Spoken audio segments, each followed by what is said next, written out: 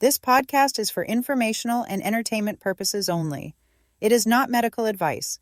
Please consult a qualified healthcare professional before making any health or lifestyle changes. Welcome to the Happy Healthy Her podcast, your go-to space for real talk, inspiration, and laughter as we navigate life as a woman. Let's dive in.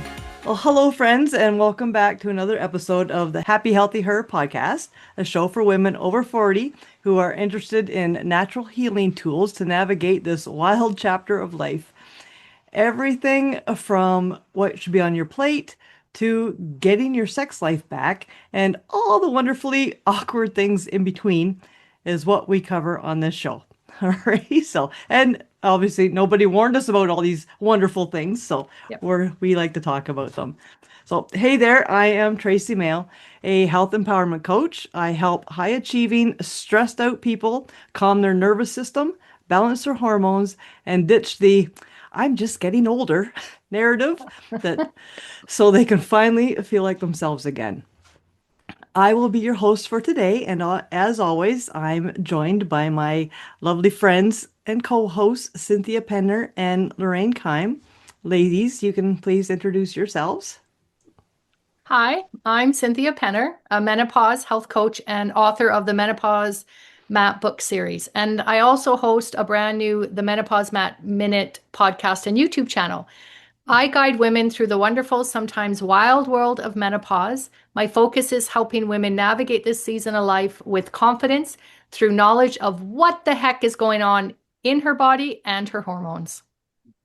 Nice. Hello, everyone. I'm Lorraine Keim.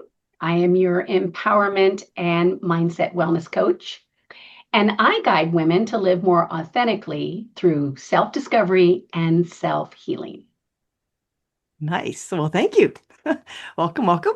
So, all excited today. We are joined by Esther Yunkin. Is that how you say that? Sorry, I should have asked ahead of time. A registered nurse with more than 25 years of experience in both emergency medicine and holistic health. After 17 years in the ER, she saw firsthand how many women were falling through the cracks, especially those dealing with thyroid and autoimmune symptoms with no real answers. So Esther now helps exhausted women, like we all, right, with Hashimoto's regain their energy, clarity, and calm through simple, sustainable, holistic strategies. She's the host of the Health and Hashimoto's podcast and the creator of the Holistic Hashimoto's program. Given that I was just diagnosed a few months ago with Hashimoto's, and this is now my passion project as well, I'm so very excited to have this conversation. So welcome to the show, Esther. Oh, it's an honor to be here. Thank you. Good. Cool. Thank you. So you spent over a decade in emergency nursing before shifting to holistic health and autoimmune support. So tell us more about you and what made you move from treating emergencies to helping women prevent those emergencies in the first place. So I grew up in Minnesota, and after college, I decided Minnesota did not have enough snow. So I went up to Alaska and loved it up there. And I really did everything in Alaska. It was so fun. We got to, it was one clinic with a doctor in an area the size of Ohio. So lots and lots of area. And so we did everything. I did the clinic, I did the inpatient, I did the ER. I mean, it was really 1 to 2 nurses in the building. Got to do everything. And in that setting, I got to talk to people about prevention and, doing the stuff in their clinic visit. And then we also saw people in the ER. And that was kind of how I feel like medicine should be. Like you go and you get the treatment that you need, whether it's clinic or ER or urgent care. Well, I moved down to the lower 48 and I worked at a trauma 2 center and a level 2 trauma center. And you got to see how broken things were. And people come in for emergencies, which is why we are there in the ER. We're there to save lives after accidents, after traumas, when somebody is critically ill, a heart attack or a stroke. But we also saw so many people who were there time after time after time for chronic things, and we weren't making a difference in their life. And that is frustrating. It's very frustrating when you feel like you're just putting a band-aid on something that's chronic. And after a while, I just got fed up and I was like, I'm going back to school. I did look at nurse practitioner school, and I had that time learned about functional medicine. It was just starting, and and I went back for holistic health education because I was like, I don't want to pay back the loans for nurse practitioner. I don't want to have to tie myself to a clinic and work for another decade. I want some freedom. And so I'm going to do this. And that's kind of how I started out doing this holistic health education as a nurse. Love that. Wow. So So cool.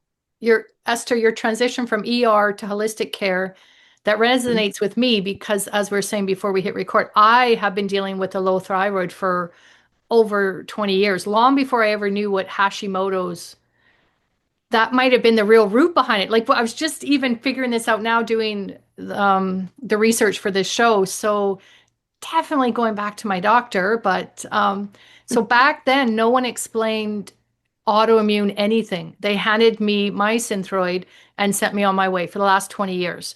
My dosage has gone up from 50 to now 125 or 150. And recently, my doctor just said, well, I think that's too much. Just don't take it on Sundays. Like, take it the other 6 days of the week. I'm okay. Okay. So looking back, I can see how many symptoms were brushed off or minimalized. And I know a lot of women listening are living with the exact same story: exhausted, inflamed, mental fog, told it's stress or aging, or, oh, the famous just being a woman. So I'm curious, when you were in the ER, did you see that same pattern? What you're saying with the chronic women showing up with crisis level symptoms, even though the warning signs had been there for years? I don't really think I saw it in the ER because women just accept that as normal, which is so sad, right? Yeah. But we're just told that it is how it is and that you need to adjust. And then so women start, drinking lots of coffee and being really hard on themselves, thinking I'm just not enough. And really that's wrong. It's your thyroid is not working correctly or something is not working. But your body is designed to heal. So let's help address that so that you can get back to feeling like yourself. So to answer your question, I probably did see a lot of women in that situation, but it wasn't diagnosed, it wasn't recognized. You were just, you're just told to push on. Yeah. Yeah. That's so sad. So sad. Wow. Well, I believe my mom had some thyroid issues. For some reason, I thought it was the other way. And of course, I'm going to probably get this wrong, but I think it was hyperthyroidism. And I think she took medication for it. I don't remember a whole lot of it. I don't have it that I know of. But as we've been talking, the doctors don't necessarily tell you these things. They don't prep you for them. They don't offer these kinds of tests. And if they do offer the test, so my first question is about if they test for my thyroid and everything seems fine, one, is it really fine? Is that all they need to do is that one test that says you're in the normal range, you're good? And my follow-up question to that is, now that you're in the holistic arena and you've also worked in what I'm going to call the traditional healthcare route, medicine route, do you now have suggestions as to what we need done in the traditional healthcare system that can close the gap or at least narrow the gap between this holistic, whole body type of healing versus that assembly line in and out lifeguard type of system? Right. So to answer the first question with the labs, most doctors will run a TSH as part of routine labs. So the TSH is, I could look at it like a light switch, and it is your brain turning the light switch on. Like, oh, we need more energy today. We need more light. Let's turn that on. Well, you all know that when the power goes off, you flip that switch a couple times to see if it's working.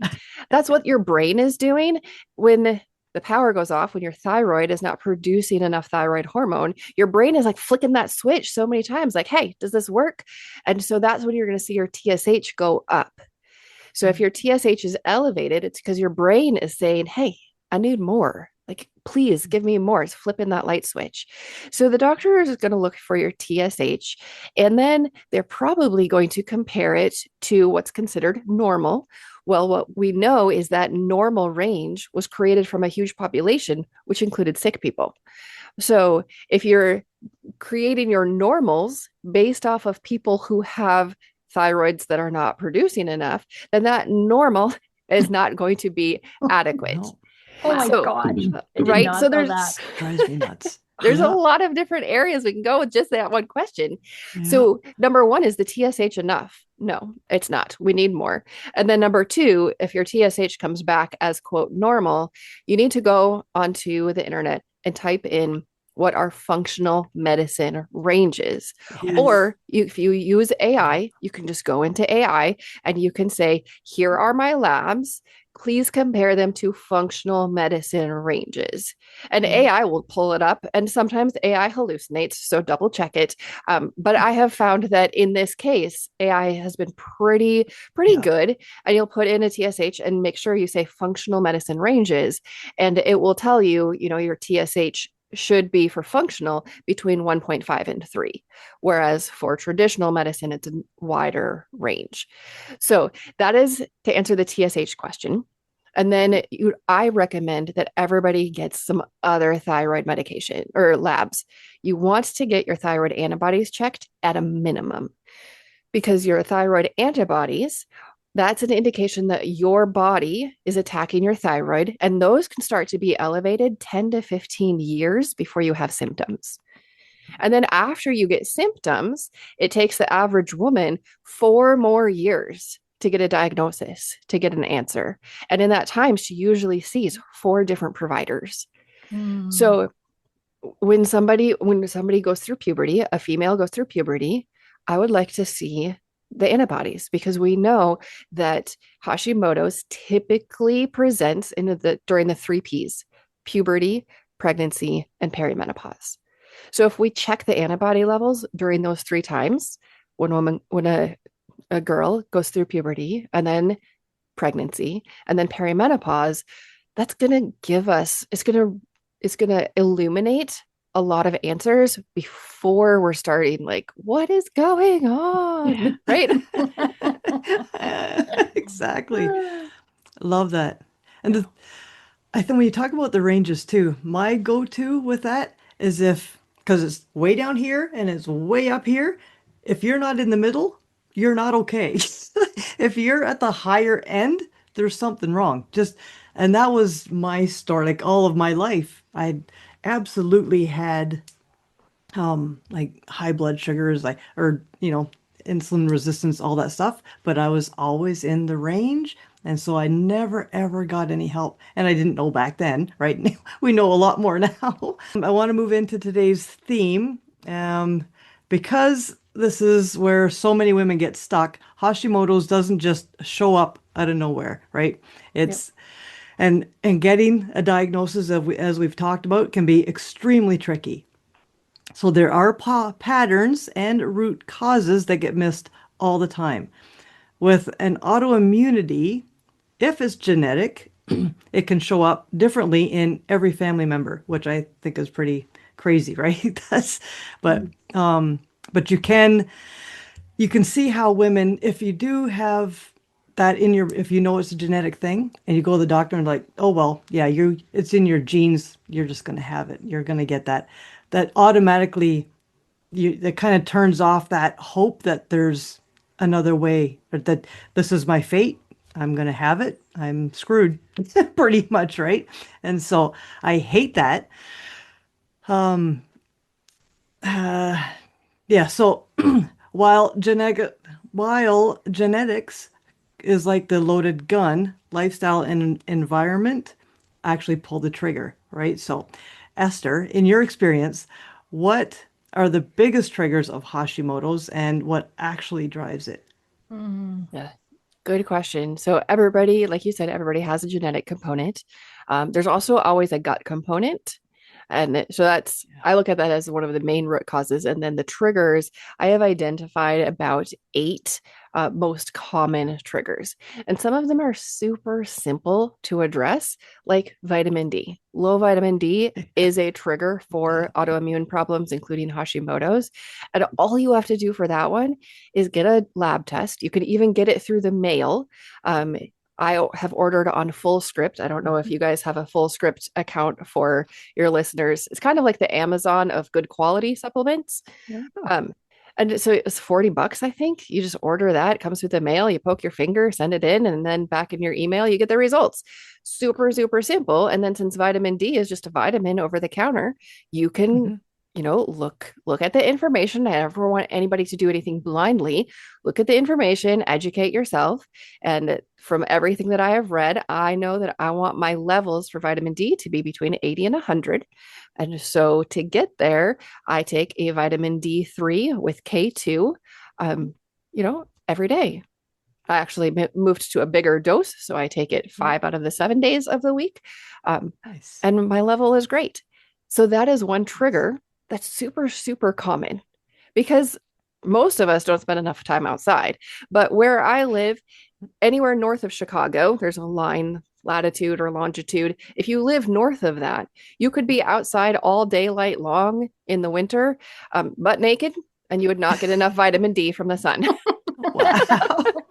You would freeze to death. Yep. You absolutely would. Yeah. But even in the summer, a lot of people don't make enough vitamin D from sun exposure. So that's a super simple one to say, hey, you know what? I was born in the northern states or in Canada, and I have an inside job. So probably my vitamin D is a trigger. Let's check that and let's address that. That's super, super simple. Other ones are going to be more complex, like stress. Stress is one of the biggest root causes. And, every person gets to look at their situation, at their life, at what's going on and say, how can I decrease my stress? Are there things that I can take out of my life? Endless social media scrolling. That's a stressor. Can I cut that down? I'm not advocating for cutting people out of your life. I feel like we need community. There are some stressful people. So maybe, you need to work on boundaries or on saying no. Or maybe you need to develop some practices of diaphragmatic breathing so that you can reset your nervous system. When you're stressed, take a deep breath from your belly. Do it again. Relax your neck, relax your shoulders, relax your jaw, your reset and lower your stress response. So yes, stress is a huge root cause and it surrounds us every day, but there are things we can do to lower it and to manage it. Nice. Well, as a Sorry. woman of color, I know that getting vitamin D is especially difficult for us. Even if we live in a sunny environment, we tend not to get enough vitamin D, and it's a lot harder for us to just get it from the sun. So I understand that completely. And that could be one thing that we really need to stay on top of. Another thing is I want to speak to the women in the audience who, like me, at least for now, who don't have Hashimoto's that they know of. And maybe you can explain what Hashimoto's is. And if you're talking about the root causes and everything, but are there things that women who do not have it, what can they do? What can they be on the lookout for? Are there other ways of making yourself more susceptible to possibly down the road getting this? And so we want to stay ahead of it, what kind of habits, what to look out for, things of that nature. Sure. So I guess we should have started with what is Hashimoto's. Yeah. So at the base of your neck, like in the front, you have your thyroid. And your thyroid is butterfly shaped, it's pretty small, and it produces a hormone called T4, which is converted to T3 in your body. T3 is like the ignition switch for your cells. It's turning your cell on, saying, okay, time to do your job. If your cell isn't doing your job, then everything could be impacted. If that's a brain cell, if it's a gut cell, if it's a heart cell, every cell has its own job, and every single cell in the body needs that ignition switch. So Hashimoto's is not a thyroid condition. Hashimoto's is an autoimmune condition where your immune system is attacking your thyroid. There are a lot of different autoimmune conditions. They all get their name from where they attack. So we have Hashimoto's, which is the autoimmune part, and then we have the attack on the thyroid and the thyroid's response. So the thyroid typically goes low, cannot produce enough thyroid if you have Hashimoto's. So a diagnosis, like Cynthia said, is usually hypothyroid. Usually, women will go to their doctor, they'll check the TSH, and they'll say, you have hypothyroidism. They will not check for antibodies. They will not check for T3 levels to see if your body is converting that T4 to T3. They just say, here's your TSH. Here's a prescription for levothyroxine. Come back. We're going to recheck your labs and we're going to readjust your medication for the rest of your life. Yep. So that is what Hashimoto's is. As far as what we can do, whether you know you have it or whether you don't want it, let's look at keeping our cells healthy. That's like number one. Everything goes back to the cellular level. Mm-hmm. So, environmental toxins, that's another trigger.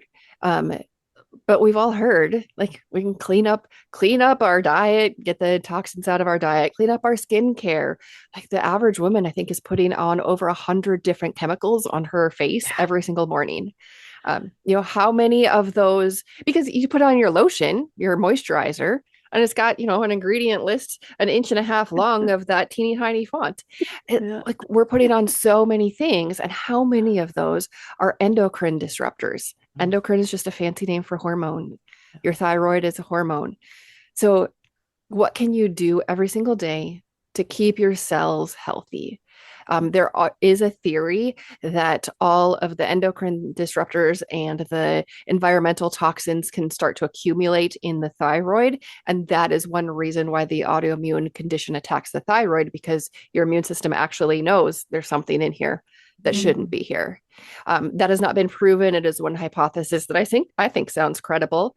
But we can all do things to clean up the environment around us and within us.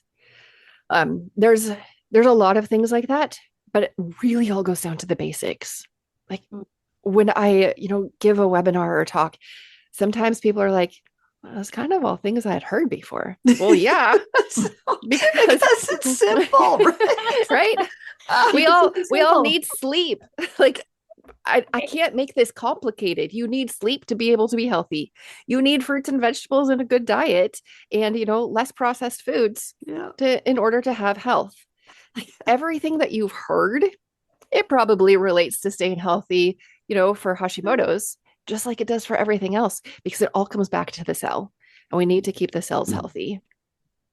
Oh, thank you. Just quick on that before you go, go Cynthia. What I heard, because the thyroid resembles the gluten molecule. And so if you have a gluten sensitivity or issue, right, your body is always attacking that.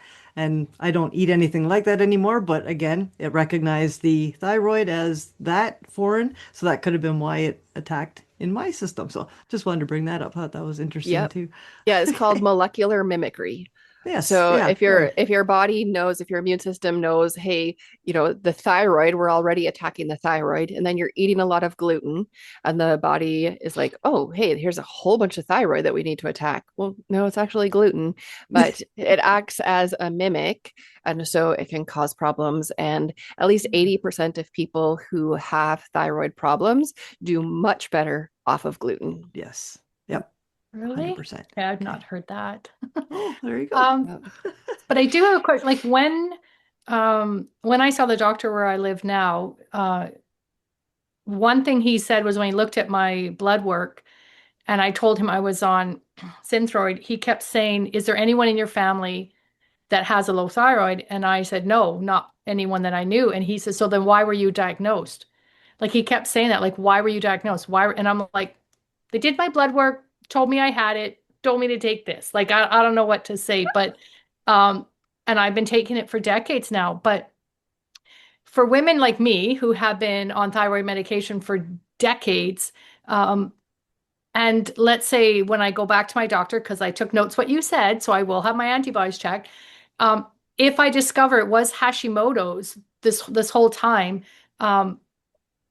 what would you recommend, like for someone like me that was on Synthroid for 20 years, which I cannot imagine was good for my body? Because you're right, I had a standing order at the hospital. Every 6 months they checked my blood and they adjusted my Synthroid accordingly.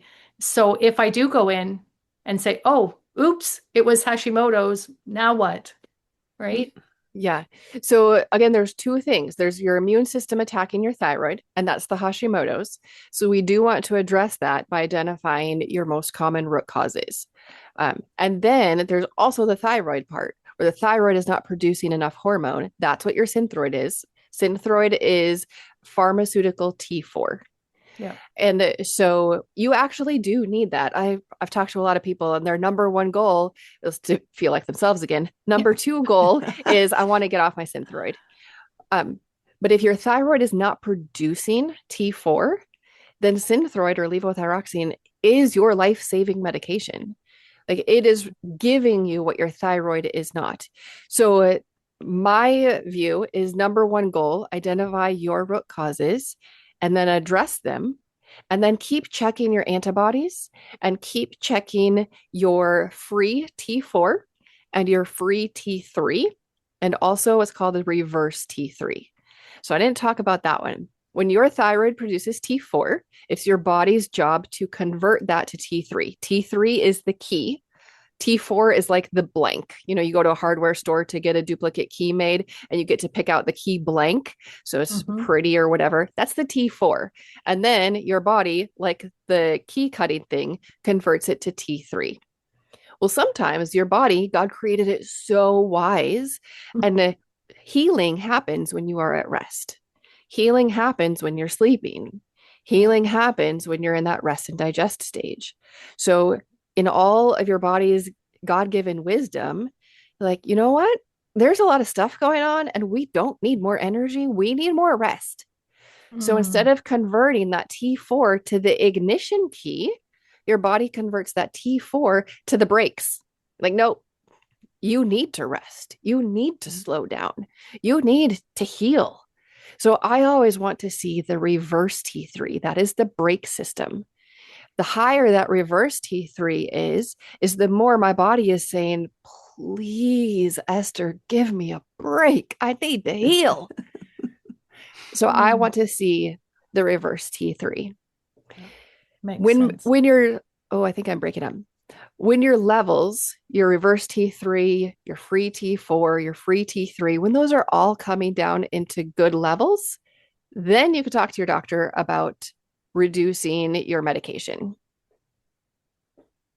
Yeah, I don't know if I want it reversed, but I want it explained. Like instead of just keep bumping me, if it's not working completely on its own and I need to figure out other ways to balance it or to support it, because just taking that isn't helping me stay healthy.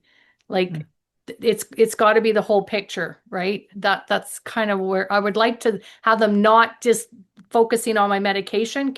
I just would like the whole body healing, right? The holistic whole body healing. Yes. Exactly. Yeah. And that's exactly, as soon as they told me that my thyroid was off, I had hypothyroid, and they gave me the Synthroid.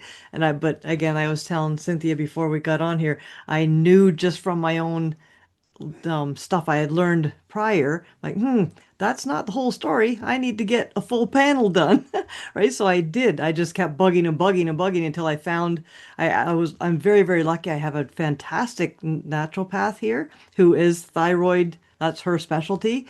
And I went to see her and she's like, yeah, let's do this. And so boom, we found out everything. And she's really got me on a great protocol of supplements, and things are, my thyroid is good now. So that part is all, and it's only been a few months and that's done, but my adrenals are shot. Like they're beyond. So I'm working on that next to see if I can get my energy back up and stop gaining weight and all the wonderful other things we'll talk about as far as symptoms. So Right. let's jump into that. So let's talk about the common symptoms because so many women are living with them and have no idea they're connected to a thyroid issue, let alone an autoimmune disease. So, what are some of the early signs and symptoms of Hashimoto's that often get overlooked? Yeah. Mm. Well, you're so right when you say so many women are dealing with it. I read one statistic and it said probably 90% of women over 40 have some sort of thyroid issue going on, Right? just Wow. It's not diagnosed. crazy. It's But crazy. also, like you said, is it your thyroid? Is it your adrenals? Is it perimenopause? Like, what is causing this Right? fatigue and the weight gain? But those are two common things with hypothyroid, which Hashimoto's usually presents as hypothyroid. But let's go back to the ignition key. Like, if your cells don't have enough ignition keys, they're going to be slower. So, Mhm. what does slowness look in the various parts of the body? Like in your brain, if your brain is slowing down, that's going to look like depression. Hashimoto's and hypothyroid is one of the leading cause of depression. There's no antidepressant that's going to touch it because it's thyroid related. So that is one thing that we look for is depression. Another thing of your brain slowing down would be brain fog. Like how many women over 40 are complaining about brain fog? Mhm.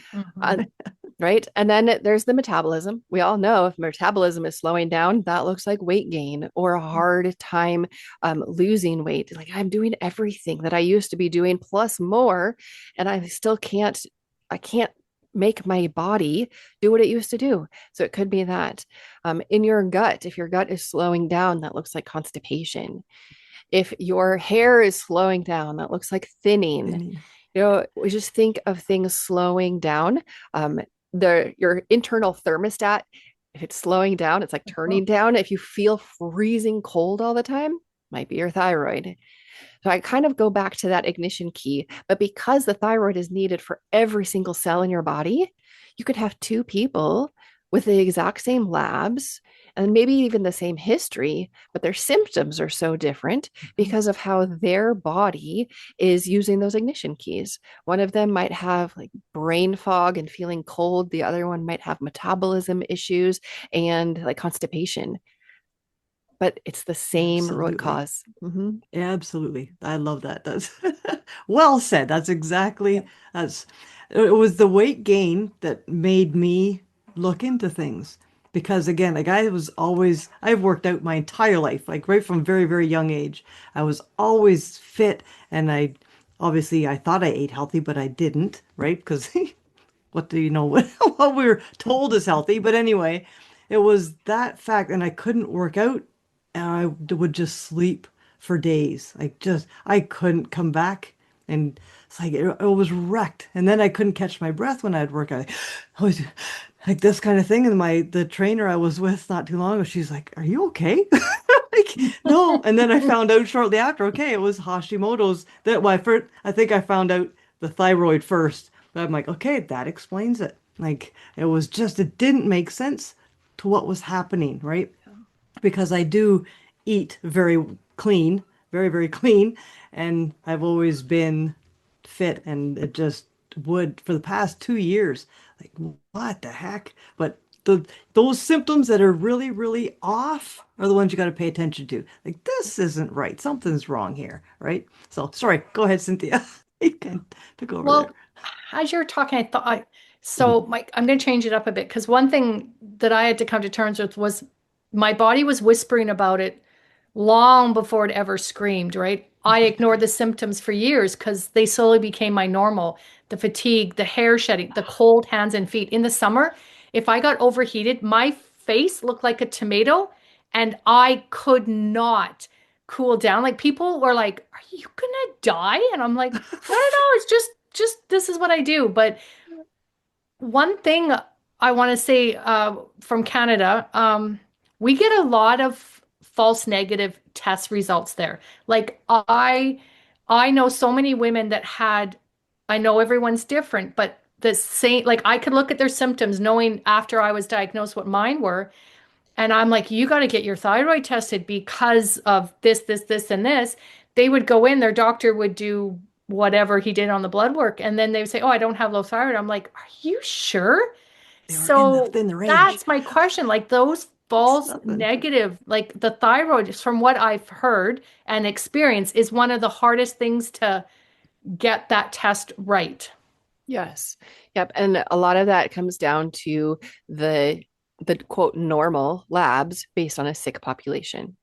Yeah. So if the doctor only tests your TSH and then it's quote within normal, but it's at the top, it's above 3, but it's still below what they want, they're going to say, oh, everything's good. Because in the broken medical system, you're either sick or you're not. There's no gradient, there's no in between. You're either A or B. So if your lab is not above what they think it should be on the TSH, then clearly you're healthy as a horse, which is not true. Nope. That's right. And when you are, it drives me nuts when you finally go beyond, you're sick. Like it's gone too far. If they had done something when you're at the higher range, you might have been able to prevent some horrible chronic disease. Right. Anyway, okay. Right. And I don't know what Canada is like. I know in the US you can bypass your doctor and you can order your own labs in most states. I think 47 out of the 50. I don't think we can do that in Canada. Yeah, I think I'm pretty they sure control it more, and so you don't have that autonomy. We Yeah. do So you're gonna have functional medicine doctors now that can order labs, Okay. or certain holistic doctors that can order labs, but they have to have got their medical degree first and then decided to go into functional medicine or decide to go the holistic route, because only a medical doctor can order labs. So, Yeah. So find somebody who can order the full Lab. thyroid panel, not just the TSH, and bug your doctor until you get it. Because if you feel like something is not right, if you feel like there is more to learn, there's more to learn. So Absolutely. keep pushing until you get your antibody levels, until you get your free T4. How much thyroid is my thyroid producing? How much hormone? Until you get your free T3, how much available T3 has been converted from T4, and until you get that reverse T3, like how much is that brake system on? Like, keep pushing. You need the whole story. We could all become hostile patients, right, Lorraine? Well, I wear that badge of honor. I wish I had it too, because clearly I have been too nice with my doctor for way too many years, right? But don't beat yourself up for something you didn't know. Like don't carry that shame or that guilt. You didn't know. Nope. But now you do. Now I do. Go get it now done. It's my responsibility to be a hostile patient. There you go. And it seems to get worse the older you get. Because then, when you're younger, like if you're in your 20s, it's in your head. If you're in your 30s, then it's just because your life is so busy and hectic. If you're in your 40s, then it's probably perimenopause. If you're in your, you know what I mean? And then, so as you start going up the ladder, now everything, someone your age, it's normal. So that's it. I'm 63 and I went in for labs recently on the encouragement of Tracy. I got my TSH, my T4. I think I got my T3, but I can't find it. I did the best to I had to really, it was like pulling teeth to get her to order these for me. And I in no way am at optimal health right now. And I know it. I had a late menopause. I just recently finished that up at 61 and was getting all of these labs. And she's looking at my labs with these ranges that we've been talking about. And she says, "You look great. You look great." And as you were saying earlier about that test where they included sick people, and that's where they got the ranges, that's basically what she's doing. She's saying at your age compared to other people your age, you're doing great. And it's like, wait a minute, that's really not what I'm asking. I'm really not asking for you to compare me to someone else. that's on 10 medications and, has all kinds of issues. I want to know for me. And so, speaking of feeling like yourself again, we're all talking about we used to feel a particular way, and now we're feeling this way, and it doesn't make sense to us. So I love that we're having this discussion about the mind and the body, because you were saying earlier about some of the triggers, and we were talking about some of the both physical and mental emotional triggers. And so I want to talk a little bit about women have been told and tend to say to themselves, I'm overwhelmed, I'm stressed, I'm tired, I'm overworked. Yet there are also something that you were saying about depression. You were talking about depression being one of those symptoms, yet you're not going to be treating it with depressive, antidepressants and things like that. So it is very vital for us to be speaking about the differences between the mental and emotional health of women, and they may be more than just being in that category of mental health right now. Maybe they have something physical going on as well. So can you talk a little bit about the emotional and cognitive shifts that may show up early that may be tied to the thyroid and Hashimoto's, and how women can start to discern between a traditional or typical event versus is something more going on with me? Yeah, that's a great question. And there's no easy way to tell. There's an easy way to see if something's going on. If your, mood is flat, if things don't bring you as much joy and peace as they used to, if you're just feeling down, if your brain is really foggy, like those are all unfortunately very common. It's not normal. We know it's not normal. We're not designed to be that way. But then we have to dig into why. Is it a gut issue? We know that, when your microbiome, your probiotics and your prebiotics are off in your gut, it can cause depression. They actually have done experiments and injected crazy or brave people with I believe it's a toxin that some of the bacteria in the gut produce. And within 1 hour, they had depression that was visible on brain scans from the release of what one of our bacteria does in our gut. So are all of those brain symptoms related to your microbiome? I don't know. And those exact same symptoms could be the same symptoms that you have if you have hypothyroid. So how do you know? There's no way to say, oh, I'm really flat. I just don't love life anymore. Like, there's no easy way to say this is exactly what it is. Is it winter? Do you have seasonal affective disorder? There's a lot of things. So to tell somebody if they have depression, number one, don't accept it. And don't just settle for here's an antidepressant. Again, that's just a band-aid. That's the doctor saying, I don't know what caused this, but hopefully this helps it. Let's start to dig in and see, like, what else can we do? So on your own, if you're dealing with the brain fog and the depression, see if you can get in for labs. Ask for the TSH, ask for the full thyroid panel, ask for your vitamin D level, but then start working on other things. Get out in the sun first thing in the morning or when the sun comes up, if you can. We know that impacts your brain, it impacts mood. Start lifting. I know women are a little more, we don't like to lift weights very much, but we know that improves mood.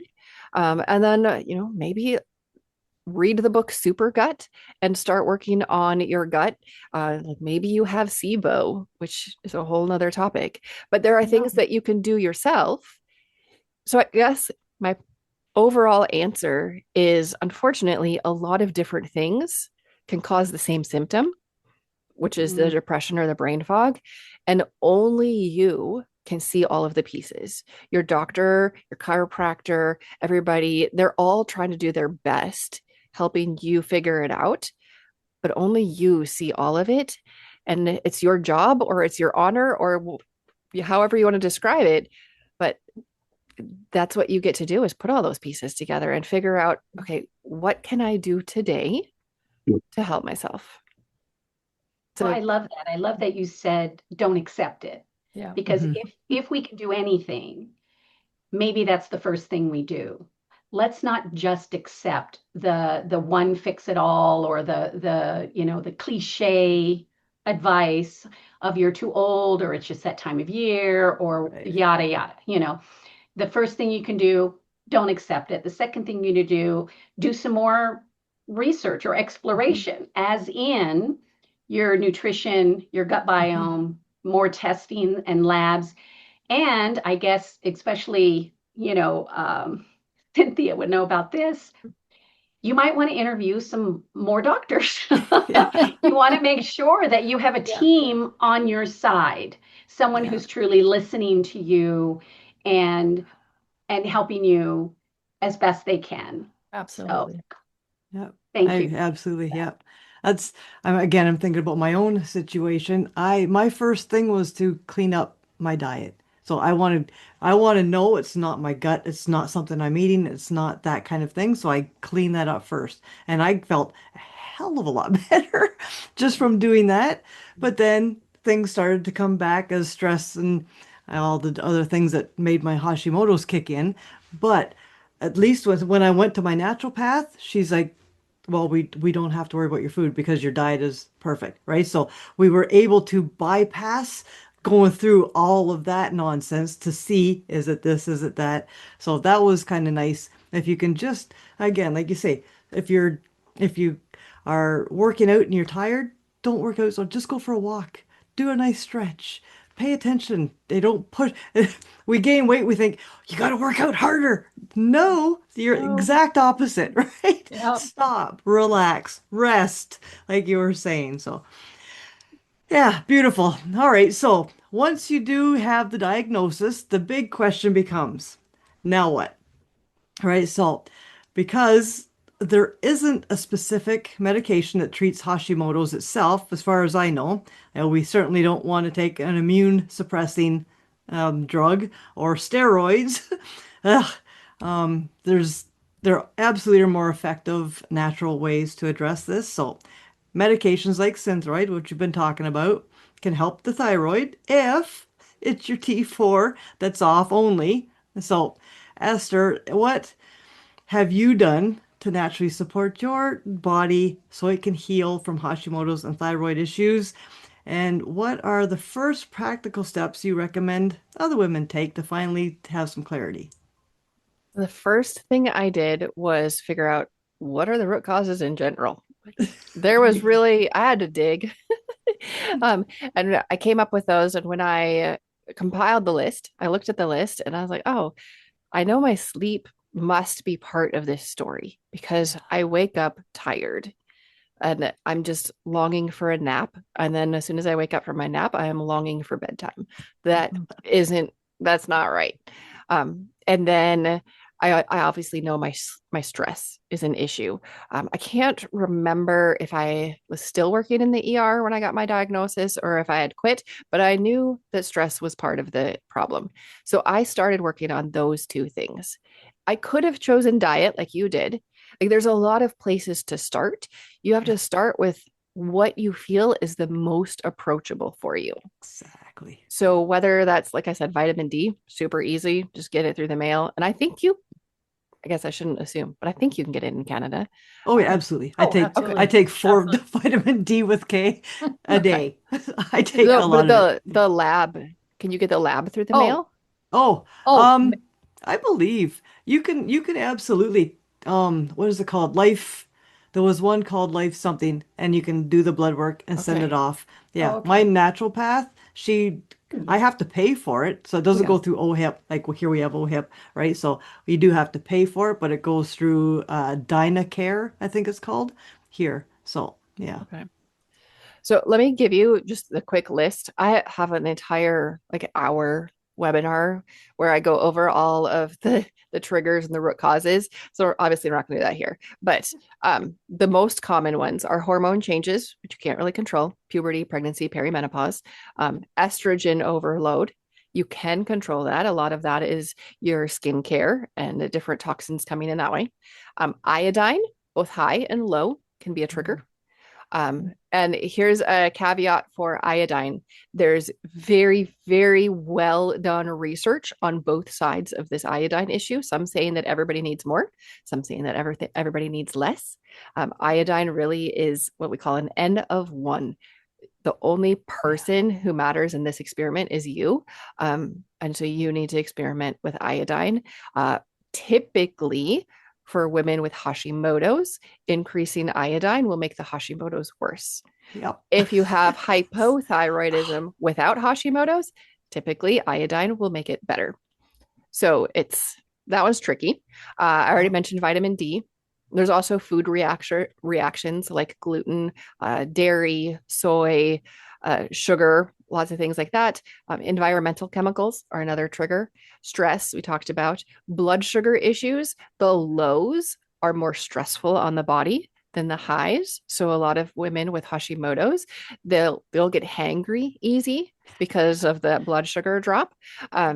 So that might be something that you want to look at as a trigger. And then any type of infections. A lot of people have had Epstein-Barr virus and it's just latent somewhere in the body. So there's a lot of different things that we can look at. But when we're looking at those root causes, number one, we need to identify which ones are most likely the ones that we're dealing with. Now, there are some functional medicine practitioners who will do hundreds of dollars of tests. I prefer to go the common sense route first before we do that. We can do testing, not guessing. I have nothing wrong with that. But let's start with common sense. Like, okay, I'm lived indoors, person of color. I know my vitamin D isn't right. Let's start there, right? Yep. So, common sense. I know my stress is high. Common sense. You can do the testing later. Let's start with what do I think my root causes are and what is the easiest, most sustainable way that I can address that. And that is always what I'm going to recommend for the Hashimoto's, that autoimmune part and the thyroid part. Let's get your body working again. Nice. Beautiful. That iodine, because I always took a lot of iodine and then I realized, oh, yeah, so I stopped. So, anyway, N of one, right? Absolutely. Love that.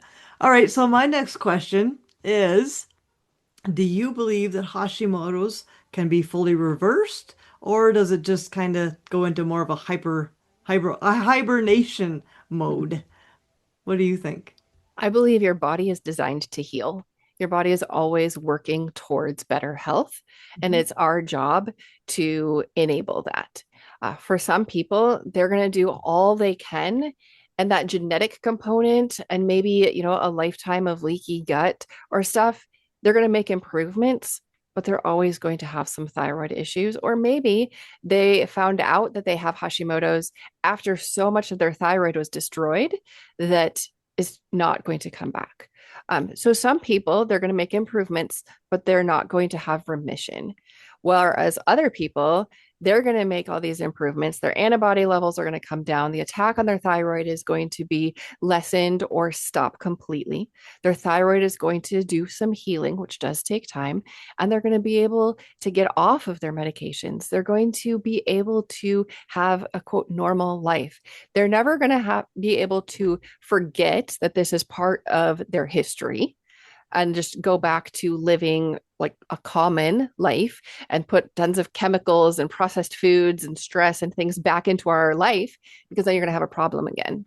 But yes, remission is possible. And it is possible to say, I don't have Hashimoto's anymore. But you always have to be aware of that. For most people that I have worked with and that I have talked to, they get it down significantly. And they make a lot of improvements, but they still have Hashimoto's. Right. Nice. Okay. Thank you. Very, very good. Good answer. All right. So we are at the advocacy and taking back control stage here. So another challenge women face is not knowing what to ask their doctors. So you created a resource called 10 Thyroid Questions You Should Be Asking Your Doctor. So can you explain to the listeners why these questions are so important? Mhm. Yeah, we go to the doctor and like I don't know about you, but sometimes my brain freezes. Like I wanted to ask this, I wanted to ask this. And so I created the list to number one guide you on which are the most important questions. Like for Cynthia, 15 years ago, if she would have known to ask, why do I have hypothyroidism? Do I have Hashimoto's? That would have been a significant question, but nobody told her to ask. She didn't know. So that is one of the first questions on my list is why? And I talked to one doctor who used to work, quote, regular and now is functional. And he said that asking that first question might have put his defenses up. So, you do have to be firm and get your questions out, but you don't want to shut down the conversation right then either. So I have the 10 questions. The number one question is why? Why do I have hypothyroid? Did you check my antibodies? And then in that PDF, I explain what labs you want and what they mean. Good. Yep. That's very, very good. And I just want to say quick too, I do know the doctors here, I was told, because I'm in Canada, and my doctor straight up said, we don't order the T3 and all that because we don't know how to read it. Like we just don't. And like I've heard that so many times. It's like, all right, good enough. She said my doctor's fantastic. She really is very cool. And she'll tell me, you need to go see a naturopath or somebody else because she's all into that natural way of doing things. But their hands are tied, unfortunately. So yeah, interesting. Okay. Sorry, Lorraine, you had some final thoughts? Yeah, that's just so funny. Beware of the why question because you will get defined as a hostile patient because that's exactly what put me there. I was always going, well, why? Well, why? Well, explain it to me. Well, tell me how that doesn't make sense to So me. funny. So that's exactly how it starts. Yeah, isn't that a Seinfeld episode? Elaine goes. Anyway, there, carry on. Sorry. Yeah.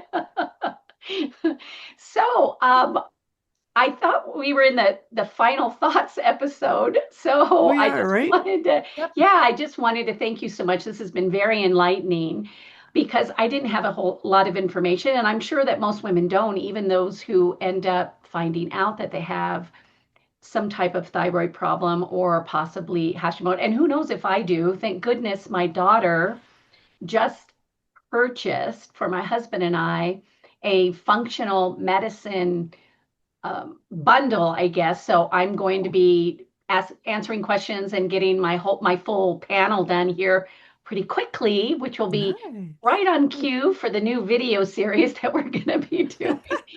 So I can't wait. I can't wait to find out what's going on. And I love that you were so clear and direct about a lot of these issues that women just don't know, they don't think of, the why am I tired all the time and my mood has changed and things are different because the number one thing that you get from especially from the doctor, and this is my personal experience, is that you go in there and you say, I used to be able to do this and now I can't. What's going on? And you'll either just get, oh, that's just the way it goes, or it has something to do with your cycle or menopause, or you're just old now and that's just the way it is. So I had a big argument with my doctor, who's also very good, and she's a DO, so she's supposed to be more holistic. And still, I'm like, she said, well, it's normal for someone your age. And I said, why? I mean, why does the number on my driver's license have anything to do with what's going on? There's obviously a reason more older people are going through this. There's a reason for it. There's an evolution of things that makes it more prevalent when you're older. So I want to know what that process is. And they either don't know, can't explain, or aren't allowed to explain, how you get to that point. And so this type of information is so helpful to women who are searching for answers about their health, about their state of mind, and about what might really be going on. And this encouragement to either find a doctor who will work with you or see a naturopath or a holistic doctor or a functional health medicine worker is really so important right now. So thank you so much for that. And it's really comforting to know that we don't have to wait for things to completely fall apart and get really bad before we start listening to our bodies and to our, being aware of our moods, because awareness is the very first step. Paying attention to yourself, paying attention. So thank you so much for your insights and all of your experience. Thank you. Yeah, you're welcome. It's been an honor to share all of this information, and I hope it's been accessible. I know that when you're listening to all of this, you're thinking, oh my goodness, there's a lot I need to learn, a lot I need to do. I hope that the listener and you guys don't get overwhelmed, because there's always hope. There's always something you can do. You just do the next thing. Absolutely. Well said. So thank you, Esther, for being here. This conversation has been incredibly validating for me because I've lived with thyroid issues for as long as I have. You start to doubt your own experiences. You tell yourself you're fine, you're coping, you're just tired. But deep down, something isn't matching the level of your effort, right? So today's conversation reminds women like me that with long-term thyroid struggles, they often have a story behind them, and it's never too late to understand what that story is, the why. So thank you for helping women realize that they're not crazy, they're not dramatic, and they're not stuck. So your body is communicating, and once they know what it's saying, they finally get choices. So thank you for being here today, Esther. You're welcome. Thanks for having me, guys. Very nice. Okay, good. So as we all have been saying, your body is always talking to you. Those little nudges, those annoyances, those whispers, they all matter. Don't wait until something falls apart before you pay attention. Suffering doesn't have to be your story, and it definitely doesn't have to be your ending. My mom absolutely suffered with all of this, and she never got answers. But once you know what you're dealing with, you get your power back. You get options. You get direction. And genetics be damned, you get permission to do something different. So if you're listening and something inside of you is saying, wow, this is me. These are my symptoms. Oh, this sounds awfully familiar. Please don't ignore that. You deserve clarity, you deserve support, and you deserve to feel like yourself again. No matter what your genetics say, no matter what your past has looked like, your future is absolutely yours to shape. And my very new favorite saying from Chase Hughes says exactly that. Don't let the desires of your current self outweigh the needs of your future self. Think about that one. So if today's conversation gave you that little spark of clarity or hope, make sure you grab Esther's free guide, The 10 Thyroid Questions You Should Ask Your Doctor. Okay, you will find the link in the show notes for that and for her website and how to get in touch with her. Okay, thank you so much, Esther. I've absolutely loved this conversation. Thank you for sharing your story and your wisdom. It has been such a pleasure having you on the show. And as always, you'll find all of our individual contact information as well in the show notes.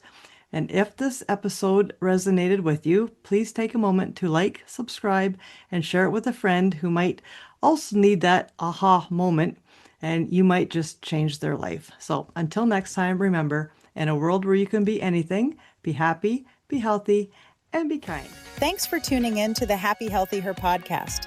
If you enjoyed this episode, be sure to share it with anyone you think would benefit from the topics we're discussing. We'd love to hear from you. DM us with your thoughts, comments, or ideas for future episodes. And don't forget to check out the links in our bio if you'd like to connect with any of us or learn more about what we do. Until next time, remember, in a world where you can be anything. Be kind, be happy, and be healthy.